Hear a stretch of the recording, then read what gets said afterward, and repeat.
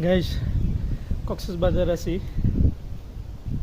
দেখেন পানি উঠে উঠানে একদম টয়টম্বর হয়ে গিয়েছে বোধ হয়।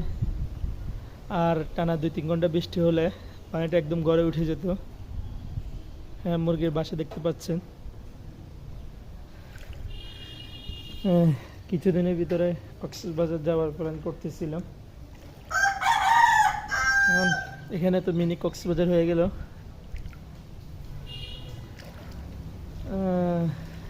আপাতত প্ল্যানটা বাদ দিলাম। যায় না বা আমার কাছে কেমন লাগতেছে, তবে আমার কাছে ভীষণ ভালো লাগতেছে। পানি অনেক দ্রুত নামতেছে। টানা আর 1-2 ঘন্টা বৃষ্টি হলে বোধহয় পানিটা একদমই উঠে যেত ঘরে। ভীষণ ভালো লাগতেছে।